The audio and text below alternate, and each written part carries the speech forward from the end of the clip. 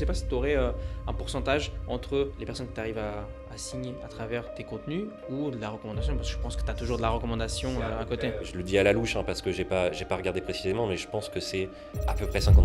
Ok. Ce qui est énorme parce que je fais du contenu depuis 8 mois, tu vois. Donc c'est énorme, ça a pris une part très grosse et très rapide. Il faut continuer à travailler tout cet écosystème qui crée ta visibilité. Pour l'instant, j'ai pas de site internet, tu vois. Pour vous qui faites des sites internet, tu dois me mépriser lourdement.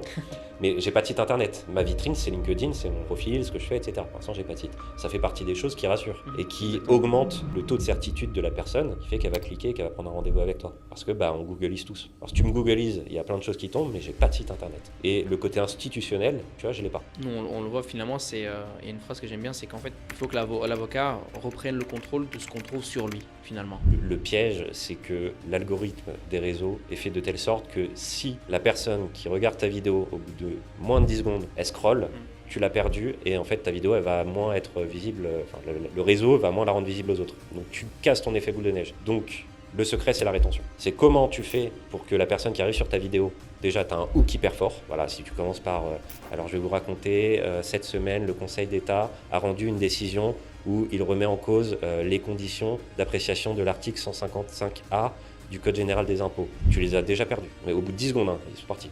En revanche, si tu commences à redire en 2025, il n'est plus possible de s'échapper en mettant sa société à l'étranger. Je t'explique pourquoi. Et c'est une véritable révolution.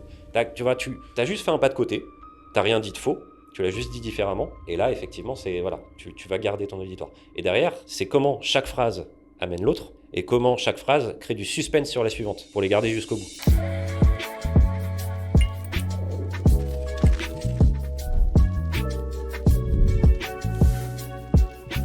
Bonjour à tous, aujourd'hui on se retrouve pour un nouvel épisode du Cheat Code.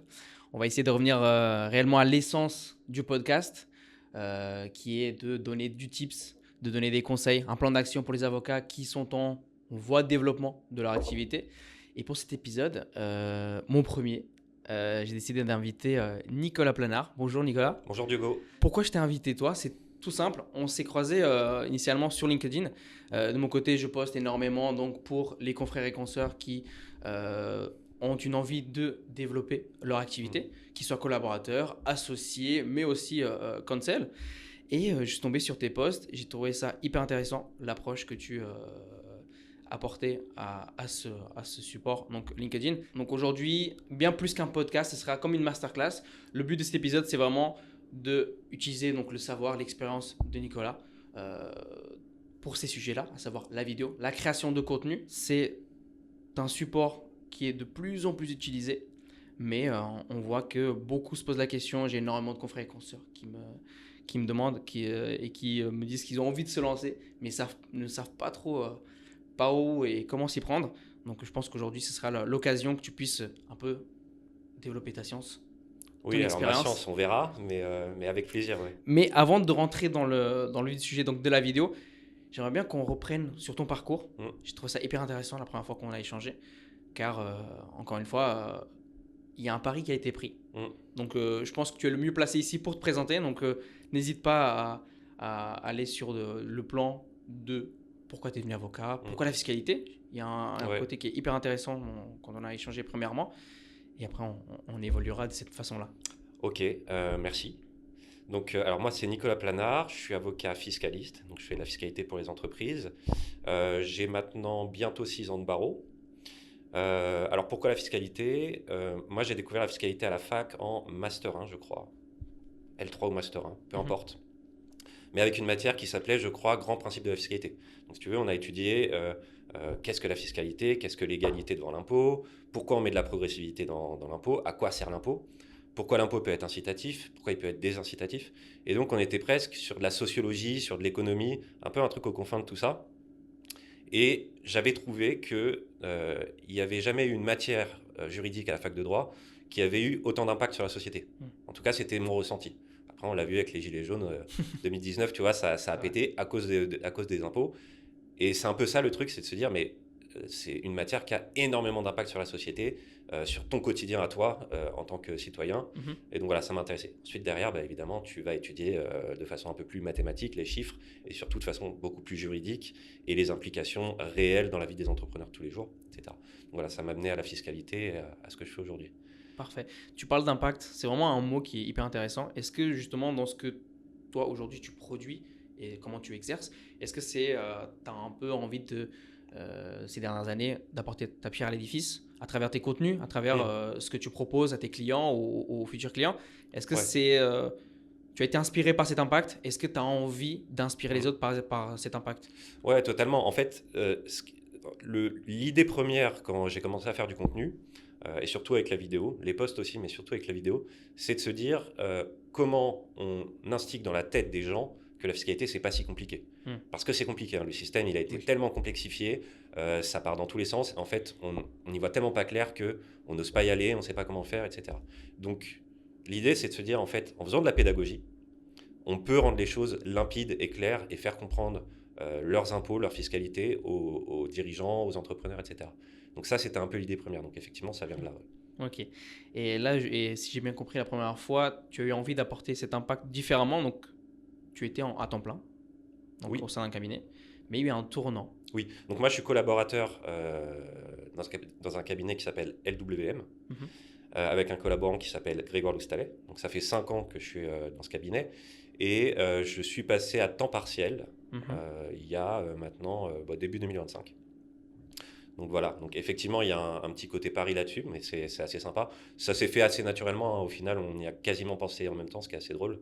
Moi, j'avais besoin d'espace, hein, besoin de Ok. temps, besoin de prendre un peu mon envol sur ce côté-là. Et puis Grégoire, lui, euh, il m'a toujours poussé à devenir ce qu'il appelle un vrai avocat, c'est-à-dire comment on exerce quand on est avocat. En fait, on est libéral, on a de la clientèle personnelle, hein, pas la clientèle des autres, Mhm. et on va la développer. Et en fait, on est un entrepreneur, tu vois. Donc en fait, on s'est rejoint là-dessus et on est parti là-dessus. Donc aujourd'hui, je suis encore au cabinet, Ok. mais à temps partiel, ce qui me permet de faire ce que je fais, c'est-à-dire communiquer. D'ailleurs, je l'ai fait en même temps, hein. Dès Ouais. que je suis passé à temps partiel, j'ai commencé à communiquer. Ok. Et justement, ce changement, donc si je comprends bien, il y a tout de même un objectif de développement, d'accord, Totalement. de la partie personnelle de ton métier. Donc, un avocat reste avant tout un entrepreneur, hein. Mm. Il y a beaucoup de gens l'oublient. Mais j'aimerais bien comprendre ces premiers pas, parce que tu m'as dit, à partir du moment où tu es devenu avocat à temps partiel, tu as directement commencé à communiquer. Mm. Donc, en fait, il n'y a pas eu de battement entre deux effets précis. Donc, j'aimerais bien comprendre les premiers pas vers cette visibilité que tu as aujourd'hui. Ouais. Par où tu as commencé pour justement développer ton perso, Mm. ta marque. Aujourd'hui, Nicolas Planard, qu'on connaît aujourd'hui, qu'on croise assez souvent sur LinkedIn. Tant J'aimerais mieux. bien comprendre ce que tu as testé, Mm. qu'est-ce qui a fonctionné, qu'est-ce qui n'a pas fonctionné. Alors sur le plan visibilité ou sur le développement clientèle général? Partons je te laisse Ouais. me dire. Alors sur la clientèle générale, moi dès le début, dès ma prestation de serment, j'ai commencé au début avec Friends and Family, hein. Ça vient ça vient de ton entourage, des gens que tu as rencontrés, des gens avec Bien qui tu as sûr. fait des études, des gens avec qui tu as fait des soirées, la famille, le cousin qui t'envoie, etc. Ce qui a pas trop mal marché, mais au final c'est très limité. Alors effectivement, il y a un effet boule de neige, ça crée de la recommandation, mais c'est très limité et c'est de la croissance très lente avec ça. Ensuite, j'ai essayé un BNI. Ok. Gros sujet pour les avocats, le Oui. BNI. Donc moi, je suis rentré dans un BNI il y a 3 ou 4 ans, quelque chose comme ça, et ça a tout de suite marché pour moi. Ok. Donc ça a été un super levier pour commencer à avoir de la reco, de me donner de la confiance aussi, parce que tu vas toutes les semaines dans un endroit avec une vingtaine d'entrepreneurs, de chefs d'entreprise, tu vas parler devant eux, dire pourquoi tu es le meilleur et pourquoi il faut qu'ils t'envoient leurs clients. Donc ça, c'est super, ça m'a permis de démarrer avec un chiffre d'affaires assez sympa au début. Et puis ensuite, la visibilité, ça, je n'ai commencé que, la visibilité sur les réseaux, hein, j'entends, je n'ai commencé réellement et sérieusement qu'il y a 6-8 mois. Ok. Voilà, donc c'est très récent pour moi.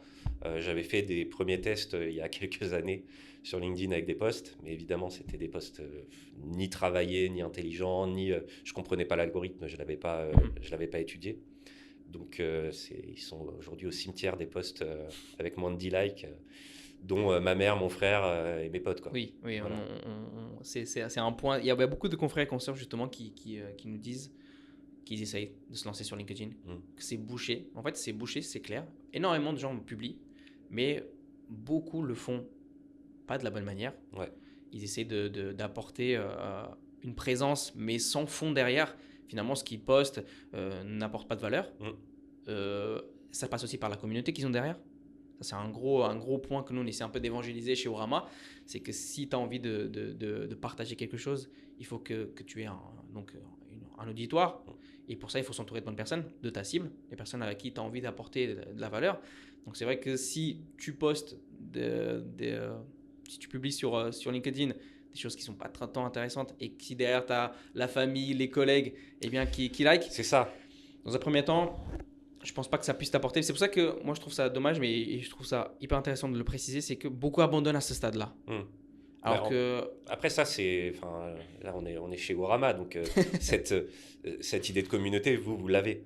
Vous l'avez bien compris et c'est ce que vous faites. Maintenant, quand tu es avocat, tu es tout seul, tu te lances, tu n'as pas de visibilité, tu n'as pas de réputation, donc tu n'as pas de communauté.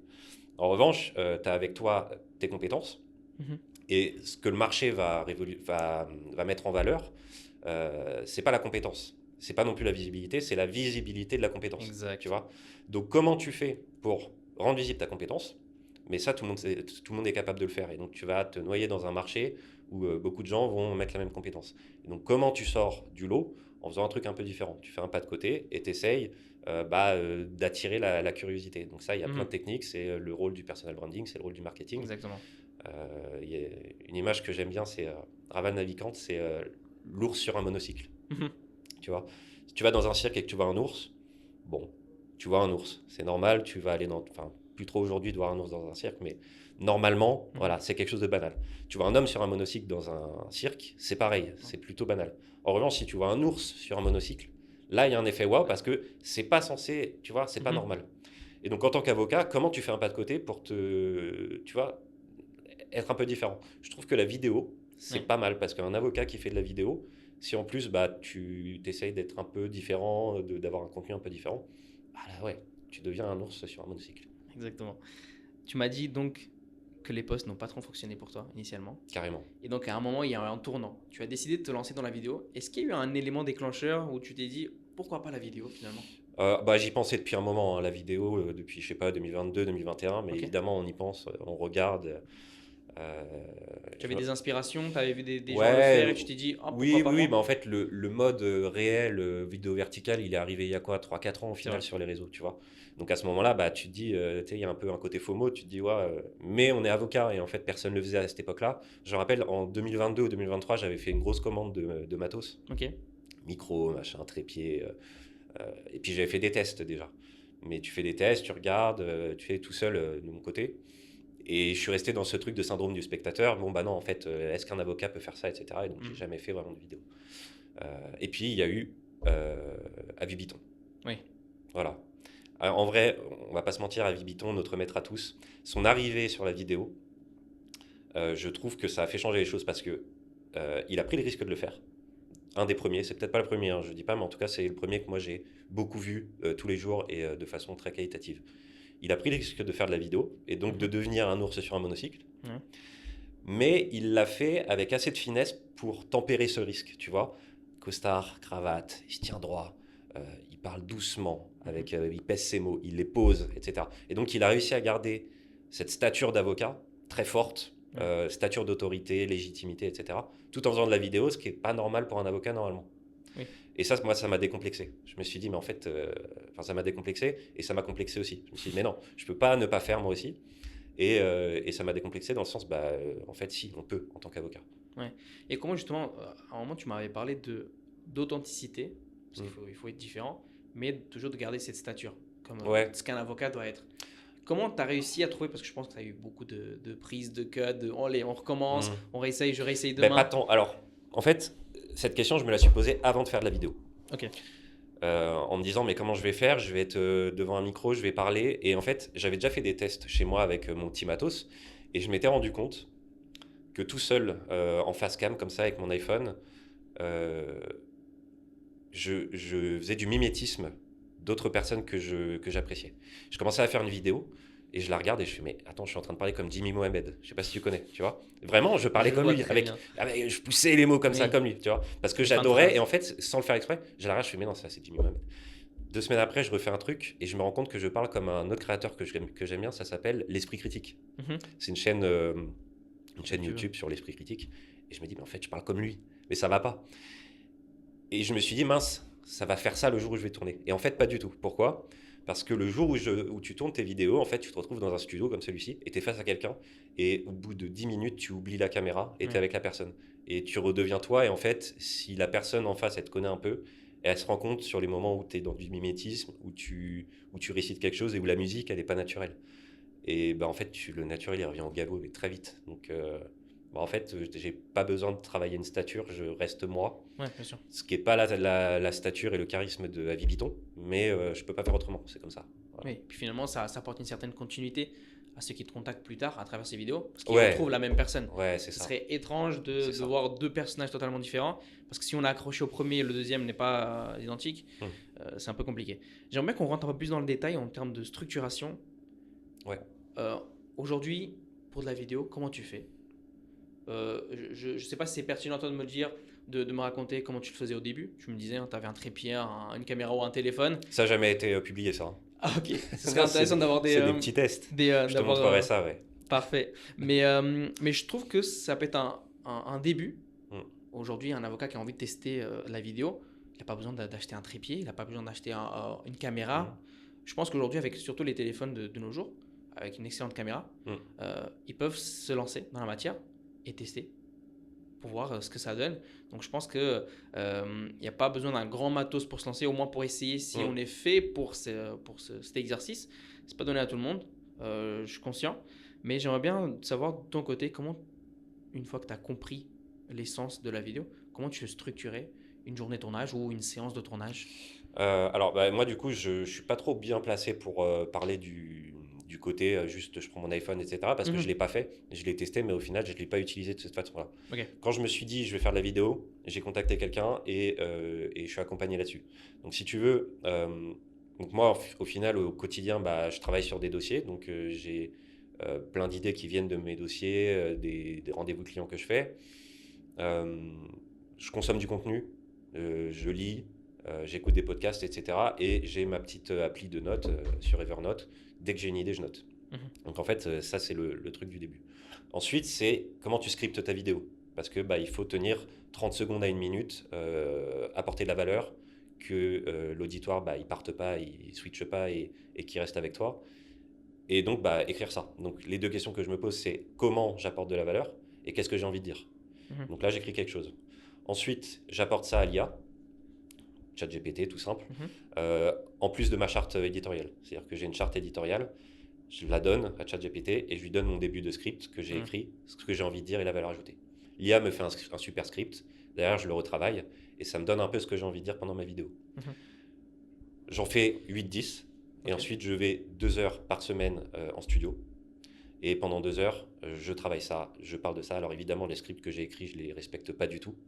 Parce que bah, on est comme ça et au final, on se Bien sûr. détache de la feuille, on dit tout autre chose. Mais le travail ensuite du montage, donc je travaille avec un gars qui s'appelle Alan Ducaté, qui lui est face à moi, me pose les questions, me fait reformuler. En fait, il me cuisine pendant 2 heures pour faire sortir des choses Bien sûr. intéressantes. Et ensuite, son travail, c'est de monter. Donc il va chercher les petits moments de grâce, les petits moments où j'ai été un peu meilleur que les autres, et faire des réels qui apportent la valeur que j'avais prévu d'apporter au début. Ok. Et je comprends. Et du coup, je comprends directement que ce format interview te permet aussi d'être beaucoup plus naturel. Comme Ouais, tu c'est l'as ça. dit, ça, C'est t'oublies ça. les caméras, Mm. c'est un échange finalement comme tu échangerais avec un client Exactement. ou autre. Et ok, je comprends. Je pense qu'il y a un point assez important, peut-être les auditeurs se posent, c'est aujourd'hui, imaginons, je me lance, j'ai 3, 4, 5 idées. Est-ce que justement, je pense que beaucoup ont peur de manquer d'idées au bout d'un moment, Mm. parce qu'il y a quelque chose qui est très important quand on a envie d'être visible, c'est quelque chose encore une fois qu'on n'hésite pas à donner comme conseil à tous ceux qui sont accompagnés par Orama, c'est la régularité finalement. Mm. Il faut être régulier, il faut qu'on puisse être présent pour être rappelé, il faut qu'on se souvienne de nous. Donc justement, comment toi, tu arrives à trouver ces idées? Tout à l'heure, tu m'as dit que, et ça qui est plutôt intéressant avec l'avocat, c'est que si tu as des dossiers, si tu as des cas particuliers, des cas Mm. d'études ou autres, tu peux noter sur ton Ouais. application. Donc tu as toujours de la matière. Mm. Mais est-ce qu'il y a déjà eu un moment où tu étais complètement à sec ou Non, j'avais peur de ça. Ok. Mais là-dessus, franchement, il faut vraiment rassurer les gens. Il y a un truc qui est sûr, un sujet, il ne se périme pas. D'accord? Donc en fait, déjà, en fait, plus tu publies, plus tu crées du contenu, plus les idées viennent, parce que tu t'habitues, ton cerveau il est malléable là-dessus. Donc en fait, tu vas l'habituer à rechercher dans ton quotidien des idées de contenu, des idées de vidéos, des idées de posts, etc. Et ce que au début, tu n'osais pas, tu n'osais même pas imaginer publier, en fait, tu ouvres ta fenêtre Overton, tu vois. Donc c'est-à-dire l'ensemble des idées et des phrases et des choses Mhm.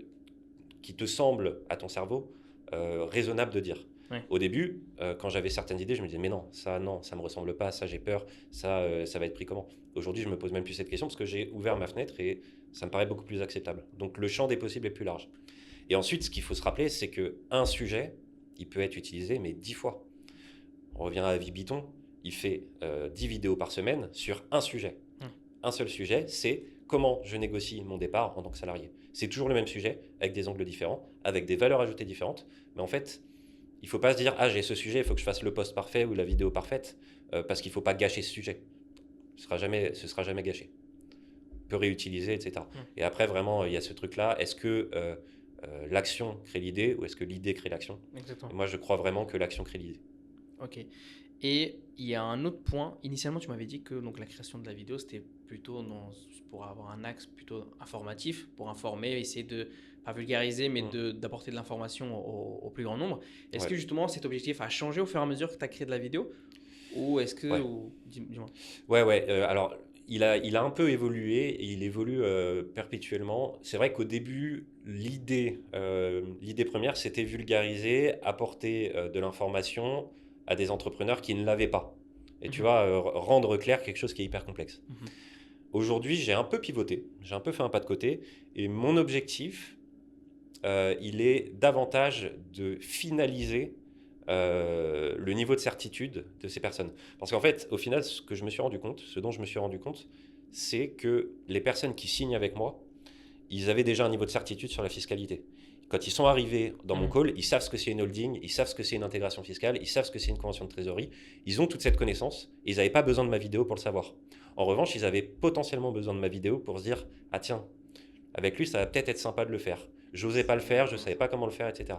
Et donc, je suis plus sur une pente de personal branding, de me dire, bah, en fait, la vidéo, elle fait partie d'un ensemble dans ma visibilité, et c'est un peu la dernière étape qui va finir de convaincre, tu vois. Ok. Et donc, si j'ai besoin, pendant un call, d'expliquer à l'entrepreneur ce que c'est qu'une holding, c'est qu'il est peut-être pas encore assez mature pour derrière que je le close et qu'il fasse appel à mes services. Ouais, finalement, c'est encore une fois, c'est un outil de rassurance, finalement. Ouais, Ça te permet comme le site aujourd'hui. internet. Oui, exactement. Comme le site Et internet. justement, dans ce sens-là, est-ce que la création de contenu t'a permis, est-ce que tu aurais des anecdotes, des personnes que tu as réussi à convaincre, ou il y a des personnes qui t'ont contacté à travers tes vidéos? Est-ce que tu as des résultats derrière?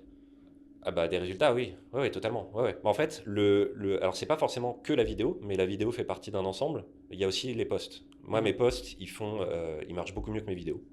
Ok. Euh, Ça, c'est l'algorithme qui est fait comme ça. Ou je sais pas trop comment ça fonctionne en interne, mais mes posts, il y a un bon post, il va faire 120, 130 000 vues avec beaucoup de commentaires, etc. Et ça va apporter une énorme visibilité des gens qui vont sur mon profil. Mhm. Et ensuite, les gens qui vont sur mon profil, ils voient la vidéo.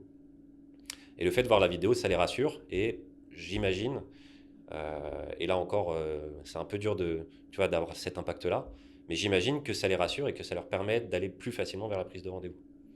Voilà. Mais quand j'ai un rendez-vous qui vient via Calendly, je sais que ça vient des réseaux sociaux. Donc c'est Ok. soit un post, soit une vidéo. Ok. Et est-ce qu'aujourd'hui, justement, sur donc la partie à temps partiel donc, où tu développes, Mm. c'est essentiellement ouais, à travers donc, ce que tu crées, où il y a tout de même une partie, je ne sais pas si tu aurais un pourcentage entre les personnes que tu arrives à signer à Mm. travers tes contenus ou de la recommandation, parce que je pense que tu as toujours de la C'est recommandation c'est à à peu côté. près, alors je le dis à la louche hein, parce que j'ai pas regardé précisément, mais je pense que c'est à peu près 50%. Ok. Ce qui est énorme, hein, ce qui est énorme parce que je fais du contenu depuis 8 mois, tu vois. Oui. Donc c'est énorme, ça a pris une part très grosse et très rapide. Mais ouais, c'est à peu près 50%. En tout cas, tous les rendez-vous que j'ai chaque semaine en visio qui viennent de Calendly, ça je pourrais le chiffrer, il faudrait qu'on regarde ensemble, ce serait marrant. Mais ça vient uniquement du contenu que je gère sur les réseaux, tu vois. Ok. Et du coup, tes contenus apportent à ta cible, mais est-ce que justement tes contenus t'ont apporté quelque chose à toi est-ce que la vision du métier a changé? Ouais, Tu m'as parlé de que ton mentor t'avait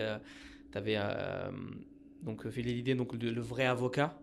Mhm. C'est le moment de devenir un vrai avocat. Est-ce que justement la vidéo t'a permis de devenir aujourd'hui un vrai avocat? Comment tu te sens En dans ce fait, sens-là? la vidéo, je ne sais pas si la vidéo m'a permis de devenir un vrai avocat. En revanche, le processus de création de la vidéo, en fait, ce travail-là, il t'oblige à trouver les bons mots, à Hmm. trouver le champ lexical que tu vas utiliser, à aller au plus simple pour exprimer une idée. Et donc forcément, tu apprends beaucoup mieux à parler de ton métier. Donc ça te fait évoluer. Et effectivement, je crois que je parle mieux de mon métier aujourd'hui qu'il y a 6 mois, tu vois. Parce que, bah, en fait, tu fais ce travail-là et tu passes beaucoup de temps à réfléchir à comment expliquer ton métier. Et savoir parler d'une chose, en fait, ça te fait aussi progresser sur comment tu fais la chose vraiment dans les faits, tu vois. En termes de, du coup, au niveau de la création, je pense que les résultats que tu as aujourd'hui ne sont pas les mêmes que tu as eu lors de tes premières vidéos. Mm. Comment justement est-ce que tu as réussi à gérer? Parce qu'encore une fois, comme je l'ai dit tout à l'heure, il y a beaucoup de confrères et consoeurs qui abandonnent, parfois très vite, parfois avant même que ça puisse apporter des opportunités. Mm. Tu es resté résilient. Comment est-ce que tu as géré cette situation-là? Je pense qu'il y a eu aussi des questions d'ego, de se dire est-ce qu'elle va bien fonctionner? Il y a aussi le syndrome de la perfection. Ouais. On a envie que ce soit parfait.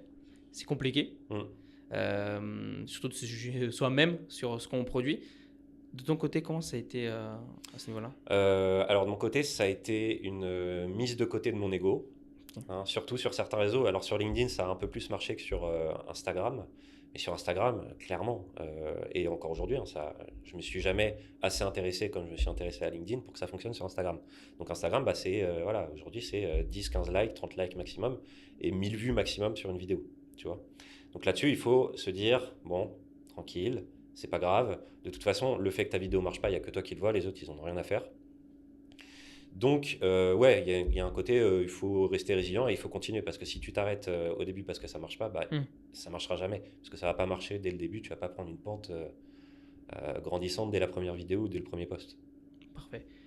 Au niveau des portes, est-ce qu'il y a des portes qui se sont ouvertes? Est-ce que je ne sais pas si tu as, à travers tes vidéos, tu as pu, je ne sais pas, échanger avec quelqu'un qui était plutôt, je sais pas, un client, quelqu'un qui est devenu Mhm. client? Est-ce que tu as pu Ouais, récupérer des plein. clients à travers les vidéos? Bah, plein, plein, plein. En fait, tu t'exposes, tu sors du bois, donc Hmm, forcément, tu es visible. Donc, tu es contacté par des confrères. Moi, j'ai rencontré plein d'avocats, plein de confrères qui veulent travailler avec moi, qui veulent juste discuter, qui veulent qu'on parle de stratégie, qu'on parle de vidéo. Ça, c'est génial. Je suis recontacté par des gens avec qui j'ai grandi, que j'ai connus pendant mes études, avec qui j'étais en Master 2, etc., avec qui j'avais plus aucun lien, mhm. mais bah, tu vois, ça recrée quelque chose. Donc, tu es recontacté, des gens qui t'envoient des clients. Et puis bah, après, des gens que tu connaissais pas du tout, mais qui te voient sur les réseaux et qui bah, soit prennent un rendez-vous, soit t'envoient un message.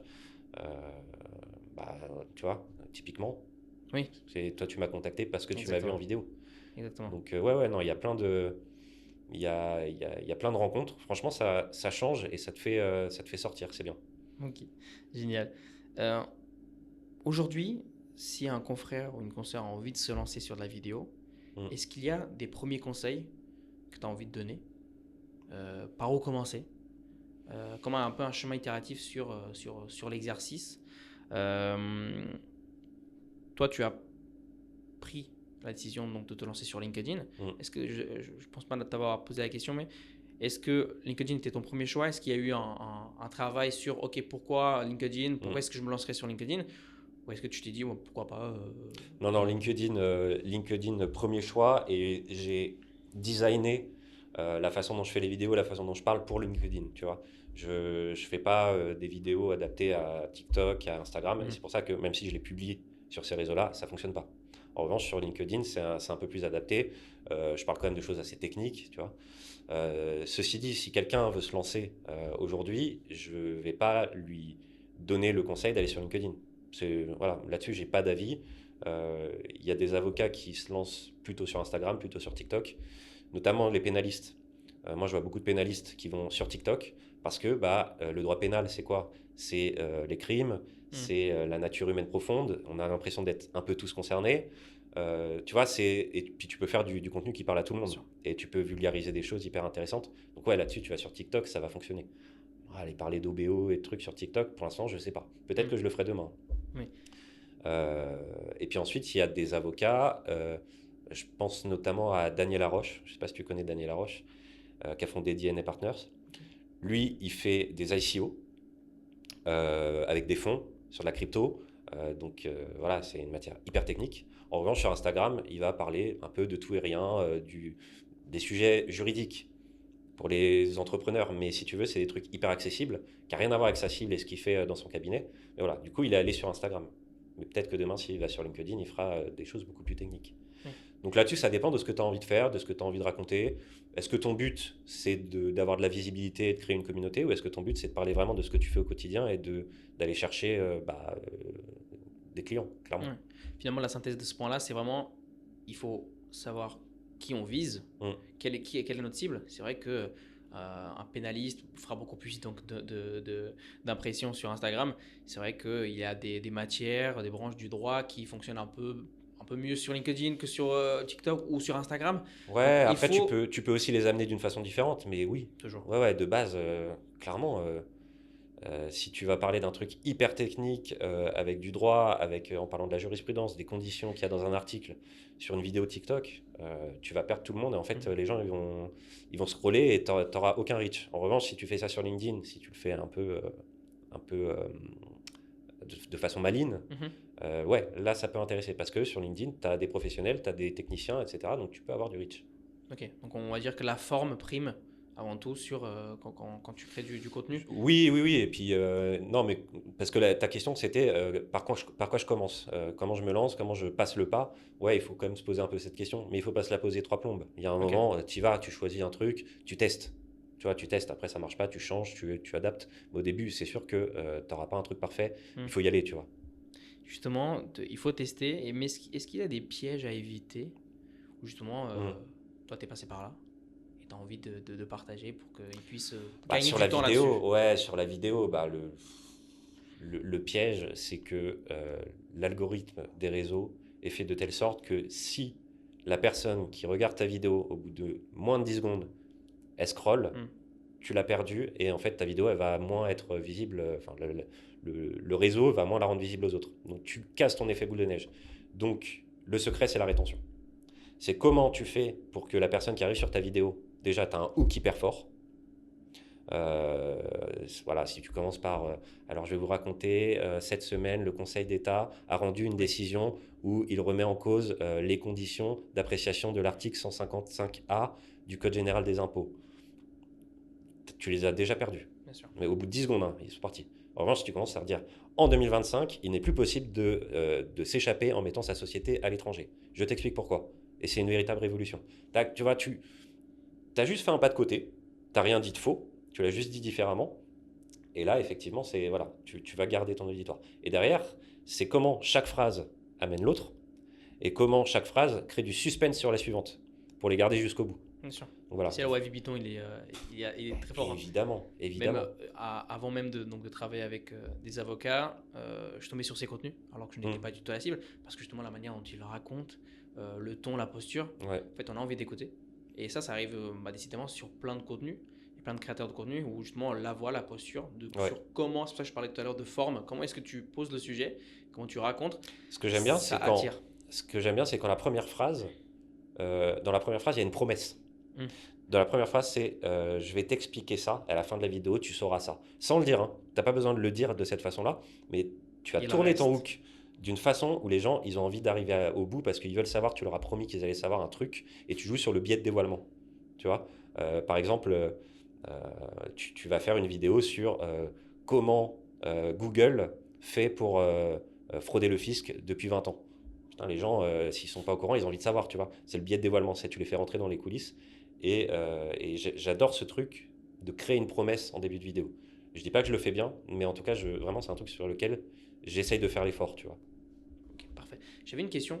Je voulais revenir sur les résultats. Tu as temps partiel et quelque chose que tu m'avais dit en off et je trouvais ça hyper intéressant. C'est que, et je pense que ça peut en inspirer plus d'un, c'est que tu es à temps partiel. Est-ce qu'aujourd'hui, ça fait donc 6 à 8 mois que tu fais ces contenus-là? Ouais, j'ai commencé en mai-juin, avril-mai-juin, quelque chose comme ça. Ok. Est-ce qu'aujourd'hui, tu peux dire que si finalement tu quittes le navire initial, est-ce qu'aujourd'hui, la patte que tu as posée autour de ta marque, est-ce qu'elle te permet donc on va dire de vivre? Je pense que Oui, c'est quelque chose dont l'avocat, je ouais. pense qu'il a plus peur, c'est je ne vais pas me lancer parce que je ne sais pas si j'aurai mon gagne-pain, je ne sais pas si je vais finir les mois, j'ai les charges, etc. Est-ce que la création de contenu est aujourd'hui un canal sur lequel on peut se... Bien sûr, il ne faut pas mettre tous les œufs dans le même panier. C'est pour ça que si on veut développer du réseau, on peut le faire. Si on veut créer du contenu sur LinkedIn, on le fait. Le site internet ou d'autres contenus à réaliser. Mais est-ce qu'aujourd'hui, tu peux aujourd'hui te lancer et te dire, en fait, je peux vivre clairement. de la vidéo, des contenus? Alors en fait, chaque cas est atypique, mais il y a des gens qui se lancent, ils ont zéro, ils ont rien et ils créent tout après s'être lancés. Après, tu as la position un peu plus prudente de te dire, bah, j'attends d'avoir l'équivalent d'une bonne rémunération de collab pour me lancer. Bah, c'est-à-dire que tu sais que ça va continuer sur la même veine et surtout d'avoir un petit coffre-fort, d'avoir mis de l'argent de côté parce que un lancement, ça coûte de l'argent. Mais le fait de se lancer sur les réseaux un petit peu avant pour tester, pour créer déjà ta visibilité, créer ta communauté, ouais, c'est plutôt un bon pari. Moi, j'encourage à le faire. Alors après, c'est toujours compliqué parce que ça dépend du cabinet dans lequel tu es, ça dépend des collaborants avec qui tu travailles. Tout le monde n'est pas forcément prêt à te laisser avoir une visibilité personnelle, j'entends personnelle sur les réseaux, à avoir un site internet, tu vois, à te montrer sans engager particulièrement la visibilité du cabinet pour lequel tu travailles. Bien sûr. Donc ça, je sais pas, tu vois, on est plus sur ton métier parce que toi, tu dois en voir des gens. Bien sûr, totalement. Tu vois, je suis pas sûr que tous les cabinets soient d'accord avec ça. On le voit de plus en plus, énormément, notamment à travers les contenus qu'on sort, que ce soit des guides ou des plans d'action, qui sont tous disponibles sur notre bibliothèque sur orama.fr. Et justement, énormément de collaborateurs téléchargent ces contenus parce qu'ils ont des envies de développement, des enjeux. Et ce qui ressort le plus, et ça c'est très frustrant pour nous, parce qu'on a envie d'aider, donc on essaie tout de même de donner énormément de conseils, c'est un peu notre mantra chez Orama, mais ça bloque à un moment. Et ce moment-là, c'est le collaborant, c'est le cabinet qui refuse. Alors, est-ce que c'est le cabinet qui refuse ou est-ce que c'est le collaborant qui se met des limites parce qu'il pense que le cabinet ne sera pas d'accord? Ça peut être les deux. Ouais. Les deux sont possibles, mais la plupart du temps, le message qui m'est annoncé, c'est le cabinet n'est pas trop d'accord à ce que je puisse développer.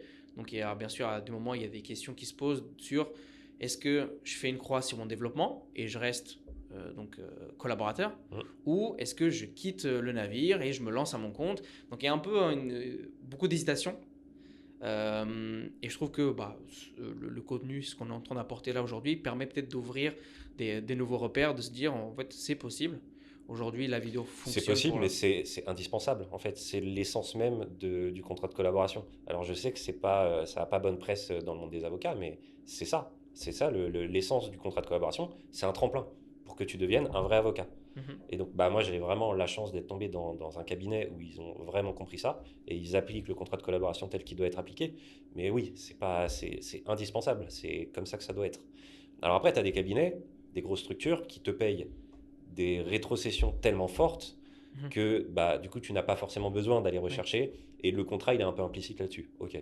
Mais sinon, non, c'est indispensable de laisser les avocats avoir une communication à côté.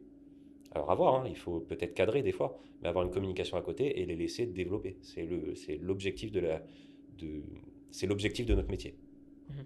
Et là, j'ai une petite anecdote, c'est qu'on a accompagné un collaborateur et il a eu son baron fin d'année dernière. Donc c'était plutôt intéressant et dès qu'il est arrivé dans ce nouveau cabinet, il a eu envie directement d'entreprendre, de développer sa clientèle perso. Donc il nous a contactés, on a créé son site internet, on a un peu structuré sa visibilité qui était nouvelle, on ne le connaissait pas. Et quand on a lancé donc ce projet-là, et le site est sorti, il a commencé à récupérer des dossiers. Lui aussi, il communiquait sur LinkedIn à travers des posts. Il faisait des carousels. C'était plutôt qualitatif ce qu'il faisait. Il a dû stopper tout ça parce que le cabinet... il était collaborateur? Exactement. Et, en fait, le cabinet, il lui est tombé dessus et il n'était pas d'accord. Donc finalement, tout ce qu'il a mis en... Est-ce que tu te rappelles quel type de cabinet c'était? Alors, je sais... comment ça, quelle taille, quel type, français, américain? C'était français et gros cabinet. Ouais, gros cabinet français. Gros cabinet français. Je suis pas étonné.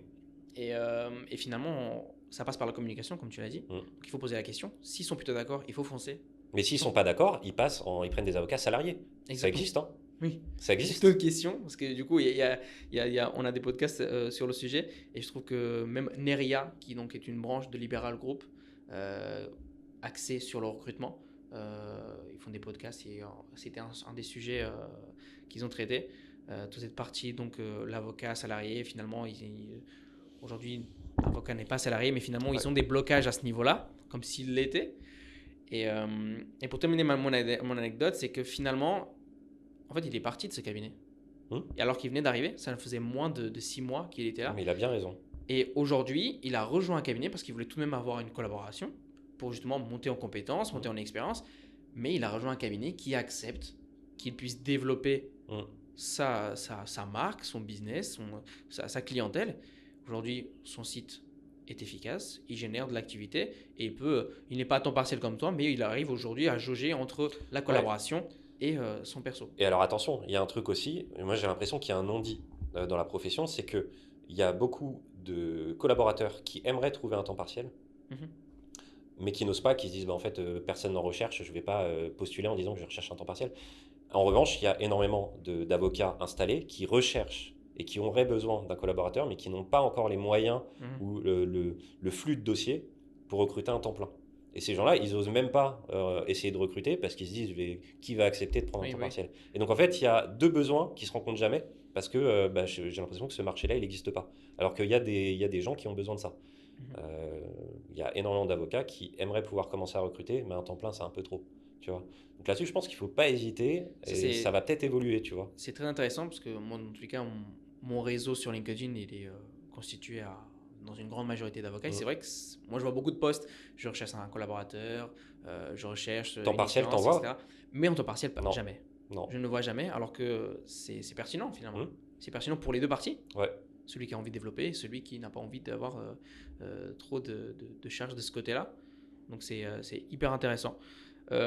J'avais une question. Si aujourd'hui, Nicolas, tu recommençais à zéro, donc si demain tu recommences à zéro, Mm. qu'est-ce que tu ferais différemment dans ce que tu fais aujourd'hui en termes de bien sûr de développement d'activité? Est-ce que aujourd'hui, est-ce que tu commencerais la vidéo plus tôt? Est-ce que tu testerais Ouais. d'autres canaux? Est-ce que Ouais, tu ouais, ouais. évangéliserais sur les BNI plus facilement? Parce que c'est vrai que les BNI, c'est quelque chose qui, on le voit sur LinkedIn, n'est pas très accepté par tout le monde, n'est pas très Parce que ça marche pas pour tout le recommandé. monde. Mais c'est un état d'esprit. Moi, ça a très bien marché, mais je suis d'accord avec toi. Il y a beaucoup d'avocats qui me disent, il n'y a pas que des avocats qui me disent ça, mais qu'est-ce que tu fais là-bas? Sors de là. Et en fait, quand je leur explique comment ça se passe, le temps que j'y passe, ce que ça m'apporte d'un point de vue personnel, hein, d'un point de vue développement personnel, prise de confiance en soi, etc. Et aussi le business que je fais grâce au BNI, ils me disent, ah ouais, Mhm. ah, je pensais que. Ouais, non. En fait, t'y es pas allé, t'as pas testé. En revanche, selon l'activité que tu fais, selon la façon dont tu vas t'investir dans ton groupe BNI, ça peut plus ou moins marcher. Et je comprends que certains avocats aient eu des expériences où bah, ça n'a pas forcément marché. Mais ça, je le referai totalement pareil et je rentrerai dans le BNI un an plus tôt s'il faut parce que Mhm. j'ai quand même attendu un petit peu. Ok. Et la vidéo, évidemment, aujourd'hui, tu vois, avec les lunettes d'aujourd'hui, je vais me dire, je vais retourner dans le passé, et oui, j'aurais fait de la vidéo. Mais bon, c'est pas si simple. Il y a 5 ans, quand j'ai prêté serment, il n'y avait pas de vidéo sur les réseaux. J'aurais débarqué avec de la vidéo. Alors, effectivement, j'aurais été un ours en monocycle. Clairement. Mais ça se trouve, ça aurait été trop, tu vois, trop tôt. Et au final, je me serais brûlé les ailes et tu vois, on sait pas. Donc non, non, non, si je dois donner un conseil à quelqu'un qui se lance, ouais, franchement, va sur la vidéo. Si tu as le moindre doute sur le fait que ça peut te... Enfin, non, si tu as la moindre envie d'en faire, ensuite à côté, bah, effectivement, tu as, des obstacles. Et si tu as la moindre envie d'en faire, vas-y, pète ces obstacles et va en Mhm. faire. Si t'as pas envie d'en faire, n'y va pas. C'est pas une obligation, il n'y a rien d'indispensable. Mais ouais. Ouais, je pense qu'en plus aujourd'hui il y a d'autres façons d'être un ours sur un monocycle. La vidéo marche plutôt bien en ce moment Hum, et, euh, et, mais je pense qu'il y a d'autres canaux. Donc il faut un peu trouver son support, hum, là où on est bon, là où on est à l'aise et ouais. là où on peut justement apporter de la valeur différemment. Parce qu'en fait c'est là où en fait, il faut être mémorable. Il faut qu'on se rappelle de toi quand on a envie ou quand on a une problématique précise.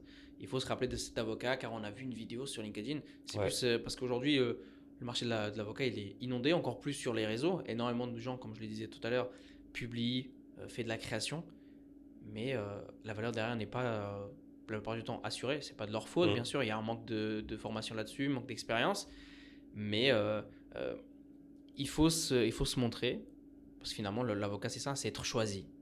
Donc il faut se donner les moyens d'être choisi, il faut être visible, il faut qu'on se rappelle de toi et qu'on se dise, ah, comme tu l'as dit tout à l'heure, il a l'air plutôt sympa, j'ai envie de travailler Ouais, avec lui sur ce sujet-là. mais c'est hyper compliqué ça, hein. Je trouve que euh, alors le mot personal branding, il est un peu compliqué à utiliser, je trouve, parce que tu penses tout de suite à Dubaï, Ouais, la question elle est vite répondue, etc.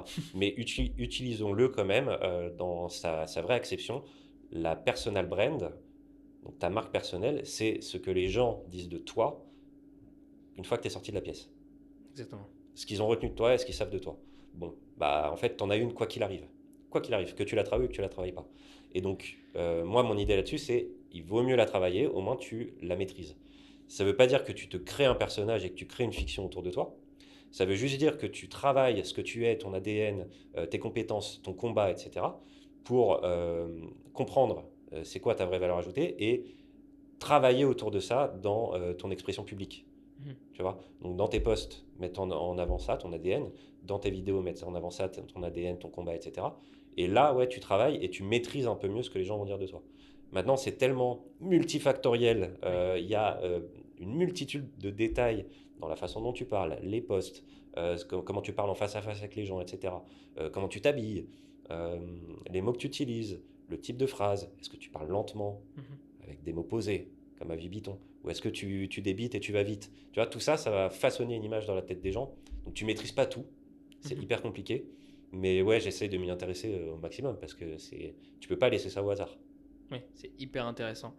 Euh, de ce côté-là, j'avais une question. Est-ce qu'actuellement, tu es en train de travailler sur des nouveaux projets, des idées, peut-être un nouveau support, un nouveau format? Ouais, Ou est-ce bah que tu penses qu'aujourd'hui, tu as trouvé le format qui te convient, qui te plaît, et non, tu vas non, poursuivre? l'objectif c'est tout le temps d'évoluer, mais le format vidéo est encore un nouveau format pour moi. Hmm, Tu vois, j'estime pas que j'ai fait le tour du truc ou que ça y est, je suis devenu bon en vidéo parce que ça fait 6 mois que j'en fais. Euh, 6 mois, ça veut dire 6 fois en studio, tu vois. mhm. Donc 6 fois en studio, c'est pas beaucoup. Et la sixième fois en studio, tu es toujours en train de te dire, ah, la dernière fois, on avait mal fait ça, comment on fait pour le faire mieux, tu vois. Donc déjà, amélioration continue sur ce que je fais déjà. Et puis ensuite, bah ouais, il faut continuer à travailler tout cet écosystème qui crée ta visibilité. Ouais, pour l'instant, j'ai pas de site internet, tu vois. Mhm. Hein, pour vous qui faites des sites internet, tu dois me mépriser lourdement. Mais j'ai pas de site internet. Ma vitrine, c'est LinkedIn, c'est mon profil, ce que je fais, etc. Pour l'instant, j'ai pas de site. Ça fait partie des choses qui rassurent Mhm. et qui Exactement. augmentent le taux de certitude de la personne qui fait qu'elle va cliquer et qu'elle va prendre un rendez-vous avec toi. Parce que bah, on googleise tous. Alors si tu me googlises, il y a plein de choses qui tombent, mais j'ai pas de site internet. Et le côté institutionnel, tu vois, je l'ai pas.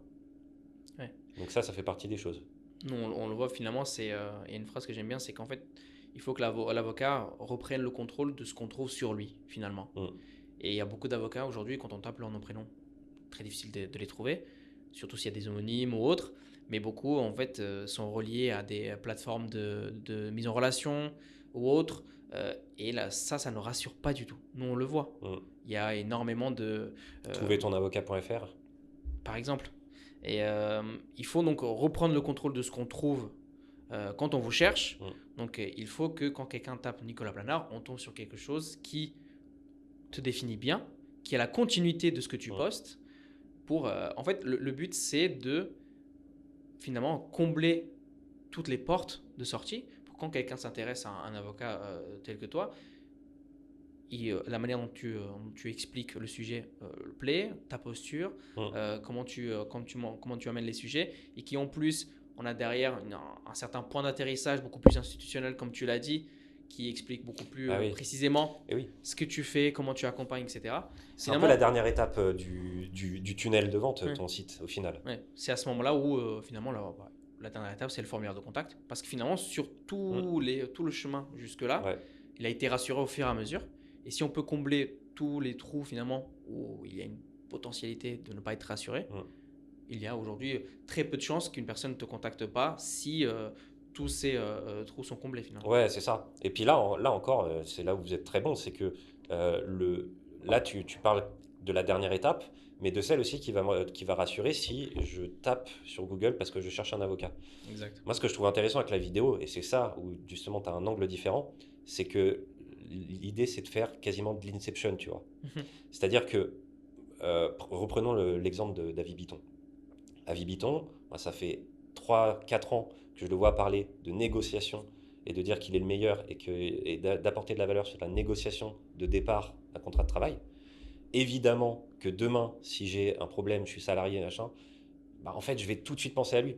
Et je ne vais pas me dire, je vais aller sur Google rechercher un avocat, parce que je me dis, mais ça ne peut que être lui le meilleur dans la matière. Il en parle tous les jours, il fait que ça. Exact. Je ne sais pas s'il fait que ça tous les jours, hein, mais comme il ne parle que de ça, il est rentré dans mon esprit et je n'ai qu'une envie, c'est d'aller le voir lui. Tu vois, et là-dessus, il a été hyper fort. Et c'est ça qu'on doit tous faire avec la vidéo. On doit trouver notre niche, ce qu'on a envie de faire, et on doit faire de l'inception, rentrer dans la tête des gens et qui se disent, bah, en fait, Nicolas Planard, c'est le meilleur pour structurer ma startup, ma PME, avec les outils fiscaux qu'utilisent les grandes multinationales. S'ils ont ça dans la tête, moi j'aurais tout gagné. Oui. Et à la fin, ils contacteront. À la fin, Bah, c'est une quasi-certitude si justement ils suivent ce raisonnement. Je pense que sur ces mots, on peut clôturer. Est-ce que tu aurais un dernier message pour collaborateurs ou qui soient associés aujourd'hui? Vraiment, tout le monde se lance ou tout le monde a envie de se lancer et se différencier. Est-ce qu'avant de clôturer, tu aurais un petit message à faire passer? Non, bah, je vais être assez classique, hein. Il faut, en fait, si vous hésitez, en fait, le thème dont on a parlé aujourd'hui, c'est la vidéo. On a parlé quasiment que de la vidéo. Et donc, si au moment où vous vous dites, je veux me lancer, je veux être visible, vous avez un niveau de certitude sur la vidéo qui est supérieur à 50%, mais qui n'est pas assez haut pour se lancer, y aller et publier, il faut faire péter ces trucs-là. Et là, pour le coup, moi, je suis disponible, vous me contactez via LinkedIn. Tu vois, on en discute, on voit, et je pense que ce sera plus concret de se parler là-dessus que d'avoir une grande phrase ou un conseil comme ça dans le vent sur un podcast. En revanche, voilà, je suis disponible et on peut en discuter, et ça, c'est avec plaisir. Depuis que je fais de la vidéo, je parle avec plein de confrères, donc ça, c'est vraiment trop bien. Okay. Est-ce qu'il y en a justement, petite question, est-ce qu'il y en a qui se sont lancés grâce à Non, ta intervention? non, j'ai pas cette prétention. En revanche, on en parle, il y en a plein qui me disent, ah bah là, je suis en train de le faire, Ok, je sais pas trop comment faire, t'es passé par qui, on parle des prestataires qui nous accompagnent, comment tu fais, etc. Je fais des devs où on parle que de vidéos avec des confrères. Ouais, ouais. Ok, envie de bien faire en passant par toi. C'est parfait. Je te remercie, Nicolas. Merci à toi. Hyper intéressant. Ouais, c'était trop cool. Donc, comme il a dit, n'hésitez pas à le contacter si vous avez des questions. C'est vrai qu'il est sur le terrain, il en produit lui-même. Donc, si vous avez pas directement envie de passer par une agence ou une institution professionnelle dans le sujet et que vous avez envie de vous lancer directement en solo, LinkedIn, Ouais. il répond assez rapidement. On a beaucoup échangé juste avant. Donc, c'est parfait. Merci beaucoup à tous. C'était le podcast. On a essayé de revenir à l'essence du podcast en vous donnant un maximum de conseils. N'hésitez pas à regarder les autres vidéos. On a essayé de vous donner un maximum de tips pour que vous puissiez vous lancer. J'espère que ça vous apportera. Si c'est le cas, n'hésitez pas à nous le dire. Ça peut être toujours intéressant si on a un peu apporté notre pierre à l'édifice. J'espère. Parfait. Je te remercie, Nicolas. À très bientôt. Merci à toi, Diogo.